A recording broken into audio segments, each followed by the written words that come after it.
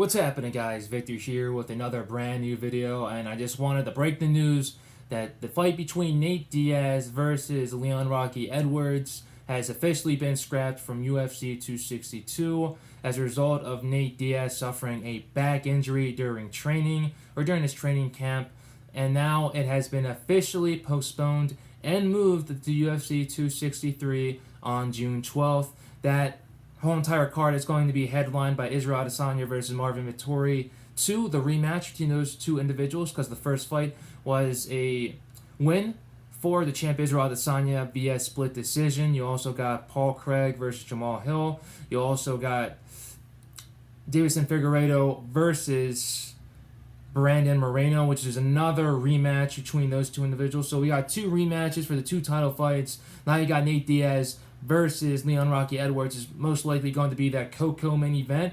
Or let's scratch that Coco main event status. This is the people's main event. This is the fight that everybody wants to see. This is the fight that everybody was really excited to see next week, because we all know who Michael Chandler is. We all know who Charles Oliveira is. Charlie Olives, if you want to call him like that, because it's pretty much his new nickname. I like to call him that, Charlie Olives. It rings really well. So shout out to Dan Hooker for calling him that.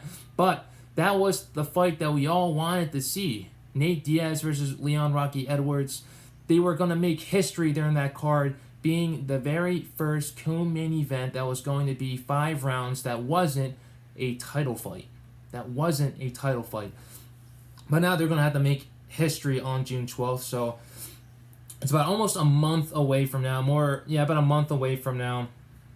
That whole entire card is going to be in Glendale, Arizona, in the Gila River Arena, which is basically been home to a lot of great events. The last time that the UFC was there, it was the UFC Fight Night Gaethje versus Poirier, which was absolutely a banger of a main event, and we're looking to have another great card on that night in Glendale, Arizona. The people of Arizona, the people of Phoenix, the whole entire West Valley, East Valley of Phoenix, Arizona have been waiting for the UFC to come back ever since this pandemic. It's been a while since the UFC have been either Glendale or Phoenix, Arizona, and now one of the most hottest cities in the whole entire country is going to be on the receiving end, are going to be hosting one of the hottest cards of the whole entire year. What a turn of events, guys. But don't be sad, because that card is also very, very stacked. Like I said, another fight that is on that card will be Brad Riddell against Drew Dober, which is going to be another banger, because both those guys like to slug it out. Both those guys are very high elite strikers in their own rights. So that main card is pretty stacked. I haven't looked at the prelims too well yet, but I guarantee you it's going to be stacked as well. The UFC are pretty much putting all their eggs in one basket when it comes to all these pay-per-view events, because they're trying to make up for all the lost money, all the lost time, all the lost revenue during the year 2020 as a result of not having any fans, not having any live gates, and the amount of pay-per-views that people weren't really buying, because a lot of people illegally stream pay-per-views out there, which made it even worse, because I'm pretty sure those numbers had increased during the pandemic because people weren't working, people weren't making money, which means people didn't have enough money to buy the pay-per-view. And to make matters even worse, the UFC basically stretched up the price a little bit from, I believe it was $65, $64.99 to $69.99, and if you add taxes on top of that, that's about $75. So obviously that's why the UFC is stacking up all these pay-per-view cards, leaving all these fight night cards with not that much talent, to be honest. The last couple of fight nights have been pretty well. Some have delivered, some have not. But I just wanted to deliver the news that Nate Diaz versus Leon Rocky Edwards is going to be officially moved to UFC 263 in Glendale, Arizona. It was supposed to be for next week in the Toyota Center in Houston, Texas, as the people's main event of UFC 262. But the funny thing about it is that UFC 262 and UFC 263 are not that far apart from one another. Obviously, the week after UFC 262, you've got the fight night between Rob Font and Cody Garbrandt, and then the UFC is going to take a 1-week hiatus until they come back with UFC 263. So I'm going to be very, very excited for that. Izzy is trying to get back in the win column after going up to light heavyweight, failing to grab that title, and now he's coming back down to middleweight to defend his crown, to defend his gold. that has been wrapped around his shoulder/waist for a very, very long time now, against a man that he thought that he should have finished a long time ago, Marvin Vettori.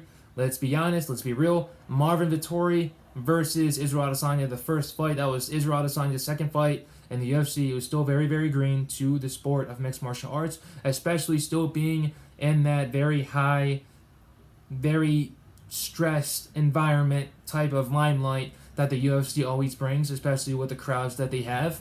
And that fight helped elevate Israel Adesanya, getting a couple more fights under his belt before officially attaining the championship against Robert Whittaker. A couple of videos before, I made a video on who Israel Adesanya was going to fight next. I went with Marvin Vettori because I believe that from a business standpoint it made more sense. There's more bad blood between Israel and Vettori, and that fight was very, very close. And Marvin Vettori was able to take Israel Adesanya to the absolute limit, unlike Robert Whittaker, who got knocked out in that second round.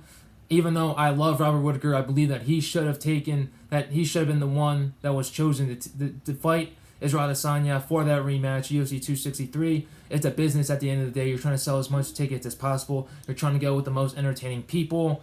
Just don't shoot me. I'm just a messenger. I'm just trying to get this point across to everybody out there that doesn't understand business too much. I went to school for sports management, had a minor in business administration. If you want to put the best product out there, you want to put the most entertaining factors and insert them into the equation, and that's exactly what the UFC did with Marvin Vettori versus Israel Adesanya, even though I believe that Izzy is going to win this in the first 3 rounds via KO or knockout, maybe even submission. Obviously Israel Adesanya is still working with his BJJ. He's still a work in process as a full mixed martial artist. He's got beautiful wrestling, takedown defense. He's also got some good BJJ skills as well. Almost submitted Kelvin Gastelum a couple times during their UFC interim middleweight championship of the world fight back in Atlanta a couple years ago. One of the greatest fights I've ever seen in UFC history. So it's going to be a great night of fights. And then you also got the rematch between Deiveson Figueiredo versus Brandon Moreno. That's another great fight to add to the equation. But I just think that Davidson's going to come out here. He was sick that day against Brandon Moreno when they fought the first time. I believe he was in the hospital that very same day, 12 a.m. in the morning, and got out at like 3 a.m. in the morning, stuff like that. Still wanted to fight. He was basically fighting with an illness, and like I said, it wasn't COVID related, but he just wasn't really himself. He threw very heavy hands, though, that connected the majority of the times. He would have won that fight if it weren't for that eye poke and that groin strike that led to the point deduction. So I believe that Figueiredo is going to come in here 100%. He wasn't 100% the last time they fought, and I believe he's going to knock out Brandon Moreno, but it's going to be in the latter rounds, not in the very early rounds. So, like I said, I appreciate you guys for watching this video. It's going to be a very, very great night of fights, UFC 263, now with the injection of Leon Edwards versus Nate Diaz, the people's main event. I pray to the Lord Almighty that that's still going to be a 5-round event, now that it's going to be bumped from the co-main all the way to the third, the last fight. So we'll see what happens. If the UFC wants to bump it up to the co-main event, then I'm definitely fine with that, because that fight has just caused rumblings all over the MMA world, and we all need to see it. We all want to see it. Can Diaz pull off the upset and then face Usman next?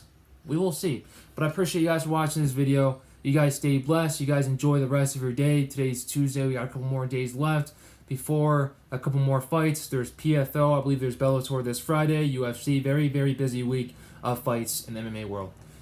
Appreciate you guys for watching the video once again. Stay safe. Stay blessed. And I'll see you guys soon.